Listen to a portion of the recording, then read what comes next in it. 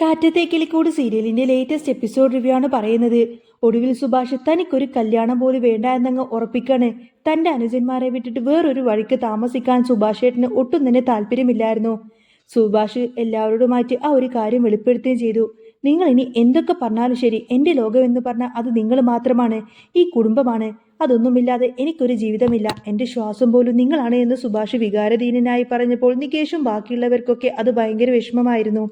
ആ സമയത്തിന് സുഭാഷിന്റെ ഫോൺ ബെല്ലടിക്കുന്നത് നോക്കിയപ്പോൾ കവിതയായിരിക്കും വിളിക്കുന്നത്. സുഭാഷ് പക്ഷേ ആ ഒരു കോൾ അറ്റൻഡ് ചെയ്തില്ല. അന്നേരം നിധിയുടെ ഫോണിലേക്ക് വിളി വന്നു. ആരാണ് വിളിക്കുന്നത്, കവിതയാണോ എന്ന് സുഭാഷ് ചോദിച്ചപ്പോൾ അതെ, ഇങ്ങ് തന്നെ, ഞാൻ സംസാരിക്കാമെന്ന് നിധി പറഞ്ഞു. സുഭാഷ് ആ ഫോൺ വാങ്ങിച്ചിട്ട് കവിതയോട് സംസാരിക്കാൻ തുടങ്ങി. അപ്പുറത്ത് കവിത വിചാരിച്ചത് അത് നിധിയാണെന്നാണ്. അപ്പോഴേക്കും സുഭാഷ് തിരുത്തി, ഇത് നിധിയല്ല, സുഭാഷ് ആണെന്ന് പറയും. എന്നിട്ട് കാര്യങ്ങൾ അങ്ങ് പച്ചക്ക് പറയാണ്. ഈ ആലോചനയുമായിട്ട് ഇനി മുന്നോട്ട് പോവാൻ എനിക്ക് തീരെ താല്പര്യമില്ല. നിങ്ങളുടെ കണ്ടീഷൻസും കാര്യങ്ങളൊന്നും ഞാൻ അറിഞ്ഞിരുന്നില്ല. അത് ഇവർക്ക് മാത്രമേ അറിയാമായിരുന്നുള്ളൂ. ഇവരെ വിട്ടിട്ട് വേറൊന്നും മാറി താമസിക്കാൻ എനിക്കൊരിക്കൽ പോലും കഴിയില്ല.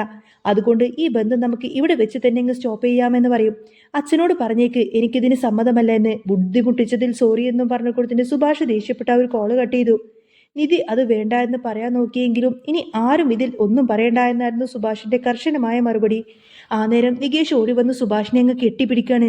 സുഭാഷ് ഏട്ടാ, എനിക്ക് നല്ല സങ്കടം ഉണ്ടായിരുന്നു. പക്ഷേ ഇവരെല്ലാവരും കൂടി നിർബന്ധിച്ചപ്പോൾ ഏട്ടന്റെ ജീവിതം ഞാനായിട്ട് തകർക്കണ്ടല്ലോ എന്ന് കരുതിയിട്ടാണ് കൂടുതലൊന്നും പറയാതിരുന്നത്.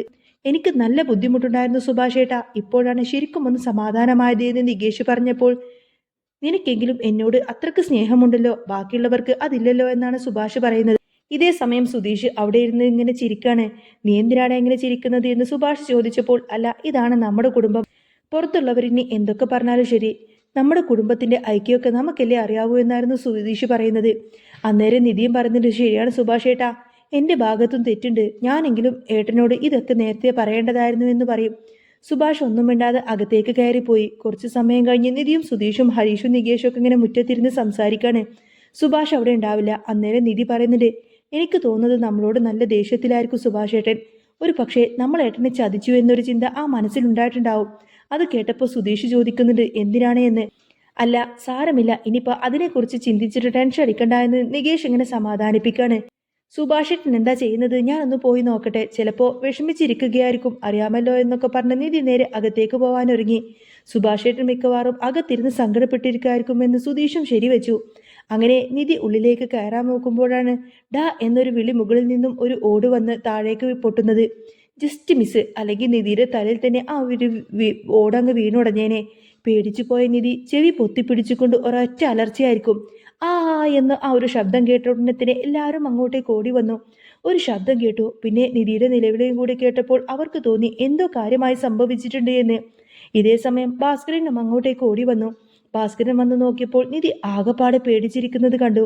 അന്നേരം സുധീഷ് ചോദിക്കുന്നുണ്ട്, എന്താ എന്താ നിധി? അത് പിന്നെ ഞാൻ അകത്തേക്ക് കയറുന്ന സമയത്ത് തന്നെ ഈ ഓട് മുകളിൽ നിന്ന് താഴേക്ക് വീണു, ജസ്റ്റ് മിസ്സാണ്.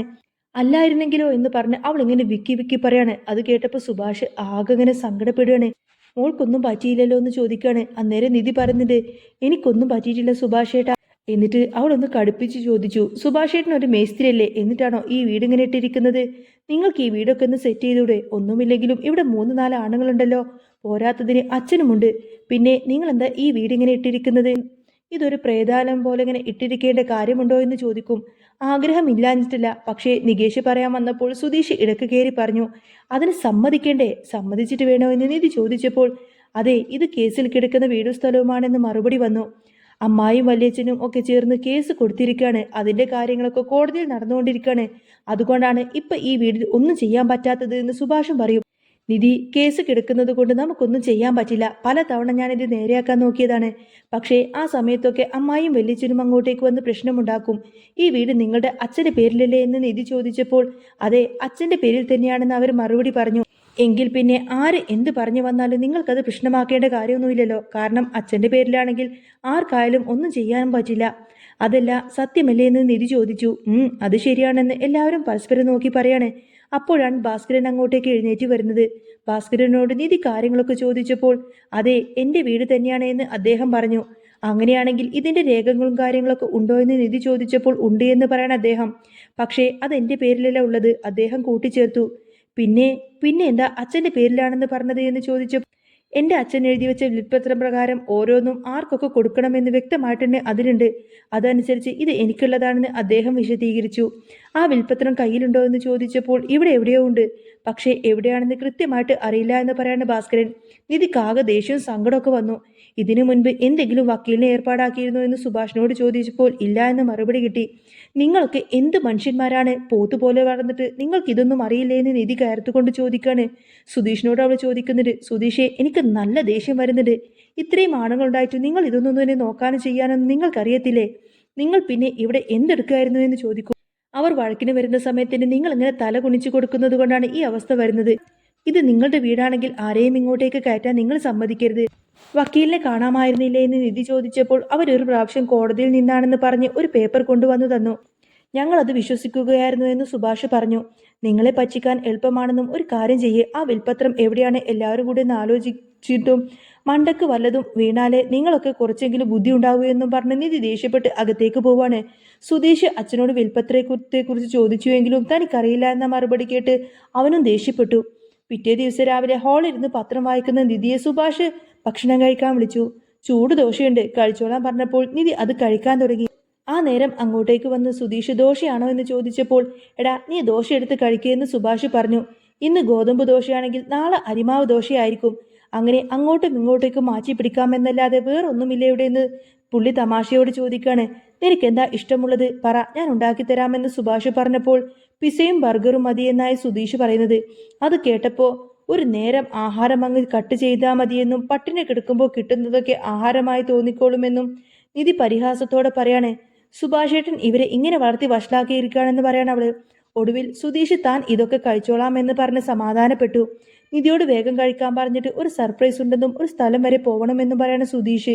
സുഭാഷേട്ടൻ പറഞ്ഞിട്ടും ആദ്യം സമ്മതിക്കാതെ ഒടുവിൽ സുധീഷിന്റെ കൂടെ പോവാൻ നിധി തയ്യാറായി. എന്തെങ്കിലും കള്ളത്തരം കാണിക്കാനായിരിക്കും വിളിക്കുന്നത് എന്ന് അവൾ കളിയാക്കിക്കൊണ്ട് പറഞ്ഞു. അവരെത്തിയിരിക്കുന്നത് നേരെ യൂണിവേഴ്സിറ്റിയിലേക്കായിരിക്കും. അവിടെ എന്തിനാണെന്ന് എന്ന് നിധി ചോദിച്ചപ്പോൾ സർട്ടിഫിക്കറ്റ് നഷ്ടപ്പെട്ടതിന് പകരമായി ഡ്യൂപ്ലിക്കേറ്റ് സർട്ടിഫിക്കറ്റ് കിട്ടാനുള്ള വഴി ഉണ്ടാക്കാമെന്ന് സുധീഷ് പറഞ്ഞു. അവിടെ തനിക്ക് സ്വാധീനമുള്ള ഒരു ചേച്ചിയുണ്ടെന്നും അവരുടെ സഹായം തേടാമെന്നും അവൻ പറഞ്ഞു. അങ്ങനെ അവർ ആ ഒരു ഓഫീസിന്റെ ക്യാബിനിലേക്ക് ചെന്നു. സുധീഷ് ഭാര്യയുടെ സർട്ടിഫിക്കറ്റിന്റെ കാര്യങ്ങളൊക്കെ പറഞ്ഞപ്പോൾ ചേച്ചി സുധീഷിന്റെ നേരെ അറിയാവുന്നത് കൊണ്ട് തന്നെ കാര്യങ്ങളൊക്കെ മനസ്സിലാക്കി കൊടുത്തു. രജിസ്റ്റർ നമ്പറും പഠിച്ച വർഷവും ഒക്കെ വെച്ച് കൊടുത്തതിന് ഫോം പൂരിപ്പിച്ച് നൽകാൻ അവർ ആവശ്യപ്പെട്ടു. പെട്ടെന്ന് തന്നെ സർട്ടിഫിക്കറ്റ് കിട്ടുമോ എന്ന് സുധീഷ് ചോദിച്ചപ്പോൾ 2 ആഴ്ചക്കുള്ളിൽ തന്നെ ശരിയാക്കി തരാമെന്ന് അവർ ഉറപ്പ് നൽകി. നിധിക്ക് അത് കേട്ടപ്പോൾ ഭയങ്കര സന്തോഷമായിരുന്നു. പക്ഷേ സുധീഷ് ആ ഒരു മാഡത്തോട് സംസാരിക്കുന്നത് നിധിക്ക് അത്രയങ്ങ് പിടിച്ചില്ല. അവിടെ നിന്നും ഇറങ്ങിയപ്പോൾ അവിടെ നിന്ന് കിന്നാരം, നിനക്ക് നാണമില്ലേ എന്ന് നിധി ദേഷ്യത്തോട് ചോദിക്കാണ് സുധീഷിനോട്. നിനക്കെന്താ അസൂയാണെന്ന് സുധീഷ് കളിയാക്കി ചോദിച്ചുവെങ്കിലും നിധി വിട്ടുകൊടുത്തില്ല. പുറത്തേക്ക് ഇറങ്ങിയപ്പോൾ മറ്റുള്ളവരോട് സംസാരിക്കുമ്പോൾ കുറച്ച് അടക്കത്തിലും ഒതുക്കത്തിലും സംസാരിക്കണമെന്നും ഷർട്ടിന്റെ ബട്ടൺസ് ഒക്കെ ശരിക്കിടണമെന്നും നിധി സുധീഷിനെ നോക്കിയിട്ട് ഉപദേശിക്കാണ്. ഇതൊക്കെ കേട്ടുകൊണ്ട് തന്നെ സുധീഷ് ചിരിച്ചുപോയി. മറ്റുള്ള പെൺകുട്ടികൾ സുധീഷിനോട് സംസാരിക്കുന്ന സമയത്തിന് നിധിക്ക് ഇത്രമാത്രം ഈഗോ ഒക്കെ അനുഭവപ്പെടുന്നുണ്ടല്ലോ എന്നൊക്കെ ചിന്തിച്ചുകൊണ്ടായിരിക്കട്ടോ ആ ഒരു കാര്യം മനസ്സിലാക്കിക്കൊണ്ടായിരിക്കും സുധീഷ് ചിരിക്കുന്നത്. അങ്ങനെ യൂണിവേഴ്സിറ്റിയിൽ നിന്നും തിരിച്ചുള്ള യാത്രയിൽ നിധി സുധീഷിനോട് അല്പം ഗൗരവത്തിൽ തന്നെയായിരുന്നു. നിങ്ങളിങ്ങനെ എല്ലാവരോടും ചിരിച്ച് സംസാരിക്കാനൊന്നും നിൽക്കണ്ട, പ്രത്യേകിച്ച് ഈ ലേഡീസിനോടൊക്കെ എന്ന് നിധി പറയുമ്പോൾ സുധീഷിന്റെ മനസ്സിൽ ഇങ്ങനെ ചിരിയായിരുന്നു. അവൾക്ക് തന്നോടുള്ള ആ ഒരു സ്നേഹക്കൂടുതൽ കൊണ്ടുള്ള കുശുമ്പാണെന്ന് അവനെ അറിയാമായിരുന്നു. വീട്ടിലെത്തിയ ഉടനെ തന്നെ നിധി നേരെ പോയത് ഭാസ്കരന്റെ അടുത്തേക്കാണ്. അച്ഛാ, നമുക്ക് ആ വിൽപ്പത്രം ഒന്ന് തപ്പി നോക്കിയാലോ? അത് കിട്ടിയ ഈ വീടിന്റെ പ്രശ്നം തീരില്ലേ? നിധിയുടെ ആവേശം കണ്ടപ്പോൾ ഭാസ്കരനും ഒരു ഉന്മേഷം വന്നു. പിന്നീട് അങ്ങോട്ടേക്ക് വീടിനുള്ളിൽ തിരച്ചിൽ തന്നെയായിരുന്നു. പഴയ പെട്ടികളും അൽമാറകളൊക്കെ ഓരോന്നോരോന്നായിട്ട് അവർ തപ്പി.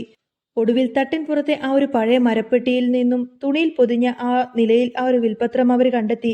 അത് കയ്യിലെടുത്തപ്പോൾ ഭാസ്കരന്റെ കണ്ണുകളൊക്കെ നിറഞ്ഞൊഴുകി. ഇതുണ്ടെങ്കിൽ പിന്നെ ആർക്കും നമ്മളെ ഇവിടെ നിന്നും ഇറക്കി വരാനൊന്നും പറ്റില്ല മോളെ എന്ന് അദ്ദേഹം വിറക്കുന്ന ശബ്ദത്തോടെ പറഞ്ഞു. സുഭാഷും നികേഷൊക്കെ ആ ഒരു സന്തോഷത്തിൽ അങ്ങ് പങ്കുചേർന്നു.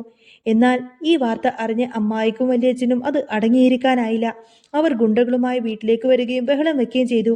ഈ പേപ്പർ ഉണ്ടെന്ന് കരുതിയിട്ട് ഒന്നും നടക്കാനൊന്നും പോകുന്നില്ല എന്ന് വലിയച്ഛൻ അങ്ങ് ആക്രോശിക്കാണ്. പക്ഷേ ഇത്തവണ സുഭാഷും സുധീഷൊന്നും തല കുനിച്ച് നിന്നില്ല. നിധി മുന്നിൽ നിന്ന് അവർക്ക് മറുപടി കൊടുത്തു. ഇത് കോടതിയിൽ പോയി കഴിഞ്ഞാൽ നിങ്ങൾ അങ്ങ് കുടുങ്ങും, അതുകൊണ്ട് മര്യാദക്ക് പോയിക്കോ എന്ന് നിധി ഉറപ്പിച്ചു പറഞ്ഞപ്പോൾ അവർക്ക് പിൻവാങ്ങേണ്ടി വന്നു. 2 ആഴ്ച കഴിഞ്ഞപ്പോൾ നിധിയുടെ സർട്ടിഫിക്കറ്റ് എല്ലാം കയ്യിൽ കിട്ടി. ആ ഒരു സന്തോഷം ആഘോഷിക്കാൻ സുഭാഷ് സ്പെഷ്യൽ ബിരിയാണി തന്നെ ഉണ്ടാക്കി. ആ രാത്രി എല്ലാവരും ഒന്നിച്ചിരുന്ന് ഭക്ഷണം കഴിക്കുമ്പോൾ സുധീഷ് ഒരു കാര്യം പ്രഖ്യാപിച്ചു. നമുക്ക് ഈ വീടൊന്ന് പുതുക്കി പണിയണം. സുഭാഷേട്ടൻ തന്നെ അതിന്റെ പ്ലാൻ ഇടണം. എല്ലാവരും അത് കൈയടിച്ച് സമ്മതിച്ചു. കുറച്ച് ദിവസത്തിനുള്ളിൽ തന്നെ വീടിന്റെ അറ്റകുറ്റപ്പണികളൊക്കെ തുടങ്ങി. സുഭാഷ് തന്റെ മേസ്തിരിയുടെ എല്ലാ കഴിവുകളും ഉപയോഗിച്ചുകൊണ്ട് തന്നെ വീട് സുന്ദരമാക്കി മാറ്റി. നിധിക്ക് പെട്ടെന്ന് തന്നെ ആ ഒരു സർട്ടിഫിക്കറ്റ് ഒക്കെ കയ്യിൽ കിട്ടിയത് കൊണ്ട് തന്നെ ഒരു ജോലി ലഭിച്ചിരുന്നു. തന്റെ ആദ്യത്തെ ശമ്പളം വാങ്ങിക്കൊണ്ട് അവൾ നേരെ ഭാസ്കരന്റെ കാൽക്കൽ വെച്ച് അനുഗ്രഹം വാങ്ങിച്ചു. ആ പഴയ പ്രേതാലയം ഇപ്പോൾ സന്തോഷം നിറഞ്ഞ ഒരു കൊച്ചു കൊട്ടാരമായി മാറിയിരിക്കുന്നു. പുറത്തുള്ളവരുടെ കുതന്ത്രങ്ങൾക്കൊന്നും തകർക്കാൻ കഴിയാത്ത വിധം ആ 4 സഹോദരന്മാരും നിധിയും ഒരുമിച്ച് ഒരു പുതിയ ജീവിതം തന്നെ ആരംഭിക്കുന്ന ഒരു അടിപൊളി സൂപ്പർ രംഗങ്ങളൊക്കെ ഉണ്ടോ ഇനി വരാൻ പോകുന്നത്. അപ്പോൾ നിങ്ങൾക്ക് ഈ ഒരു ചാനൽ ഇഷ്ടമാവുകയാണെങ്കിൽ സബ്സ്ക്രൈബ് ചെയ്യാനും സപ്പോർട്ട് ചെയ്യാനും മറക്കല്ലേ. നെക്സ്റ്റ് വീഡിയോ ആയിട്ട് ഉടനെ വരാം. ബൈ.